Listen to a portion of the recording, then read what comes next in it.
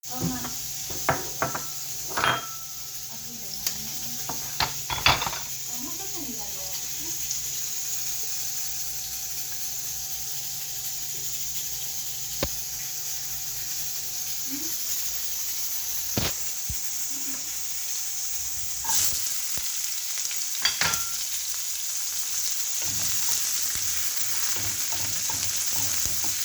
kaya gari lang para kabanganin mo.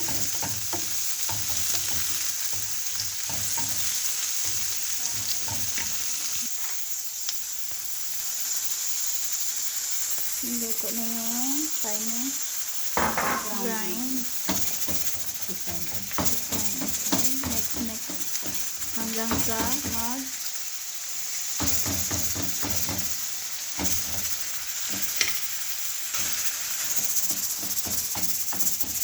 kaya ko isa kayo namin. Dahil sa sabdo. Baka hanggang sa maging ano siya, white as in. Ganyan lang.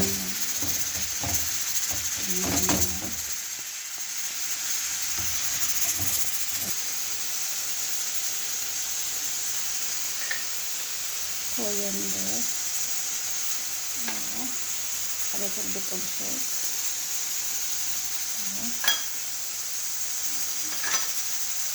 Haluin natin hanggang sa pumuti yung meat.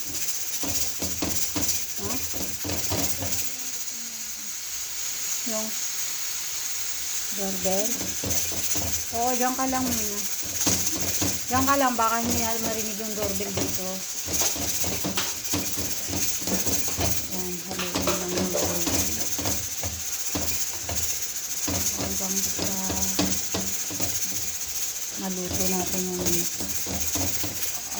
Ito pa po guys, huwag po kayong maglagay ng tubig sa karne kasi pag nalagyan mo ng tubig yan, nag-iiba po kasi yung lasa niya at saka nagiging ano po yung laman, nagiging malambot, parang basag-basag, kumbaga yung tawag yan, buhag-hag, kumbaga ano po talaga siya, mamasa-basa po yun, hindi po maganda ilagay sa rapo ng sambusa.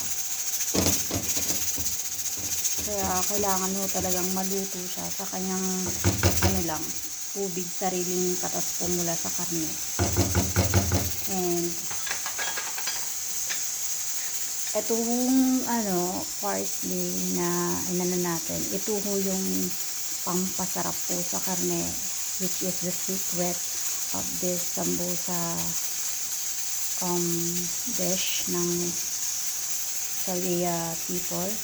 Ay ito ho yung sekreto, nagpapasarap po talaga ng sambusa to, kahit ano po yung ingredient pag ilagay yung mga gulay-gulay dyan, ito ho talaga yung pinaka the best, yung bakdonis or parsley po, or kung may coriander kayo, pwede nyo masarap din po yung coriander ito, pero sa huli na ho natin ilalagay ito, panghuli po kasi ito kasi mangangamoy po siya pag ngayon natin ilalagay, parang malanta po yung karne, dapat sa hulihan po natin siya ilalagay, mamaya ko na po siya ilalagay.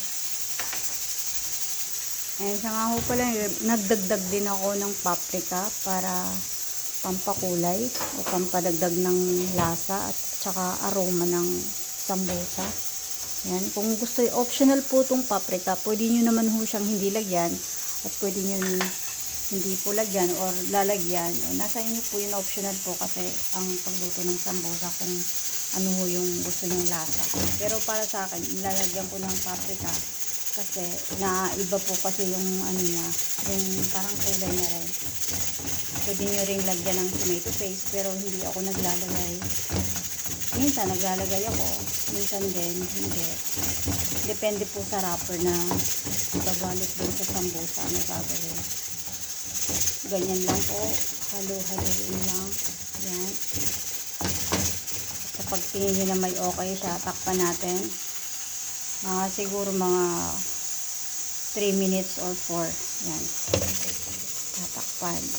Pag na-steam na hong maigi at parang natuyo-tuyo na po, huwag nyo hayaang ma-dry talaga yung karne kasi hindi po masarap pag sobrang dry po yung karne sa loob. anahin na natin yung karne. Lambutin lang ng konti. Pag na-steam na itong maigi yan, idadagdag na natin yung coriander or parsley nyo. Eto po, panghuli. Lastly is McDonald's yan. Ilalagay na natin siya. Okay. Haluin. Haluin na ng haluin. Huwag hayaang malanta yung McDonald's kasi hindi na huso ang sarap pag sobrang lanta. Kaya may konting-konting freshness pa pong natitira sa McDonald's nyo or coriander or green onion. Yan. Okay. And okay. Pwede na ho natin siyang i-serve at ilalagay sa wrapper ng sambusa. See? Yan. Ganyan ang ho kadali. Napakadali po. Lahat. Dalawang lagayan. Yan. I-oven na namin siya. Handa na po siyang i-oven. Okay. Action. Yeah. This is sambusa. Made with love. And then you have to ito ilalagay dito. Kung parang babali, parang naglalaro ka lang. Tipid-tipid lang sa karne kasi kunti lang kasi yung ginawa. Okay. Isa pa. Yan. Pakita mo. Itong pamangkin kong maganda. Pakita mo pamangkin kong maganda. Ayun. Okay. Hindi yung mukha mo. Yung ano. Ito lang. Tabangan mo ko lang ba?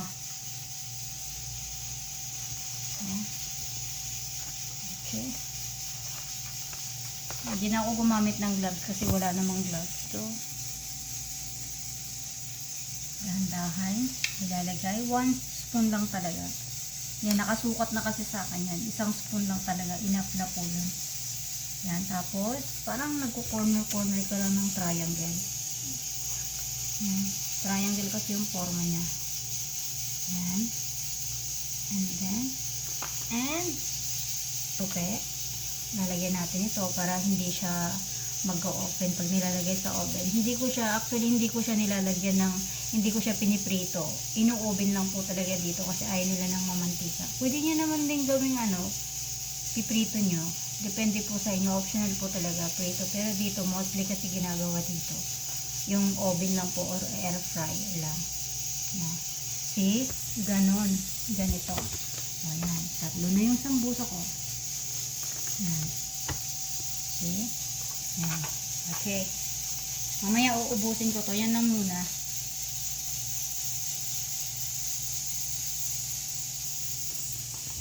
Lahat.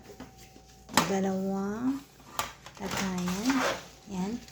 I-oven na namin siya. Handa na po siyang i-oven. Okay. Dalawa po yung nagawa. Ayan. Dalawang lagayan po. Pasensya na sa kamay kasi nasunog po yan dahil nga kasi dito. Kusinira po wala akong magagawa. Masusunog ka talaga pag di nag-iingat. Sa sobrang dami ng trabaho, talaga, masusunugan ka talaga ng kamay. Tagaluto kasi. Ayan, ready to oven na po. I-oven ko na po siya. Wait lang kasi meron pang nakalagay na dito. Chicken. Yan. Pagkatapos po yan, ilalagay ko na po yung sambusa.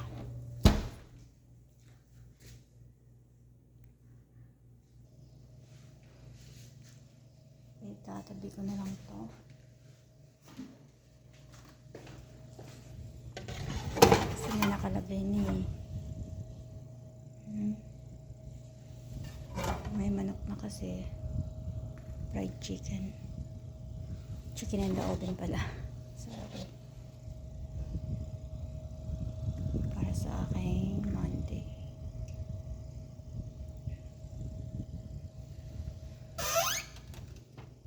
Mga 10 minutes. Okay na. Maluluto na yung mga 10 minutes. Okay. We're going to put a timer for 10 minutes or 15. Okay, 15. 15. Yan. Okay. May isa pang natira.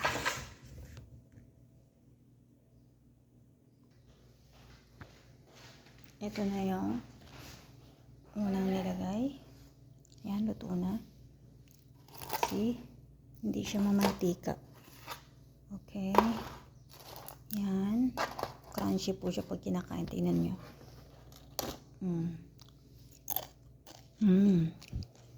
And the other one. Yan po.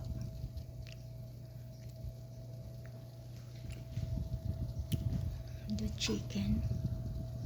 Oh, wow. Okay na rin. Malapit na yung chicken. Another 15 minutes. Yes. 15 minutes.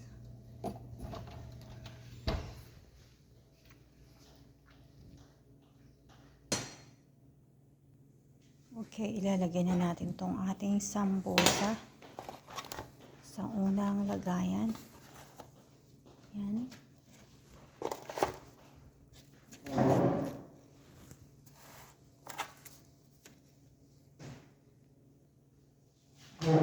Hintay pa natin yung isa pa. Hindi pa kasi luto eh. Yan. Chicken.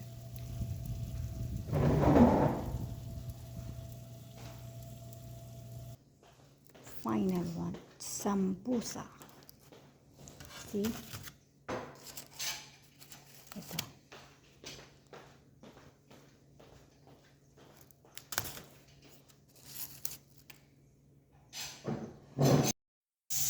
Hello guys, welcome to my vlog.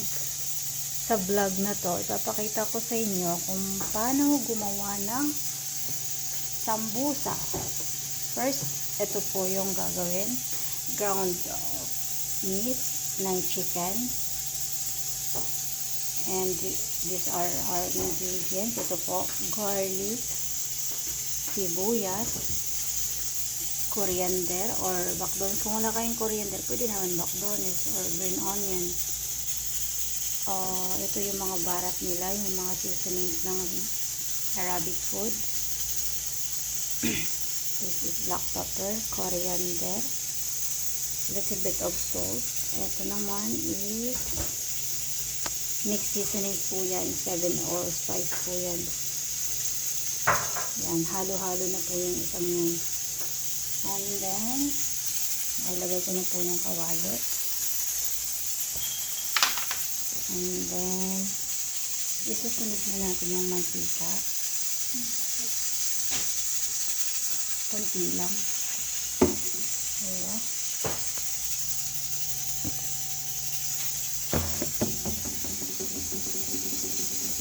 Magalaw yung video.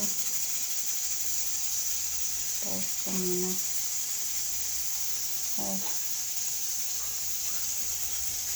Lalo. Pwede naman ito i-ano, diba?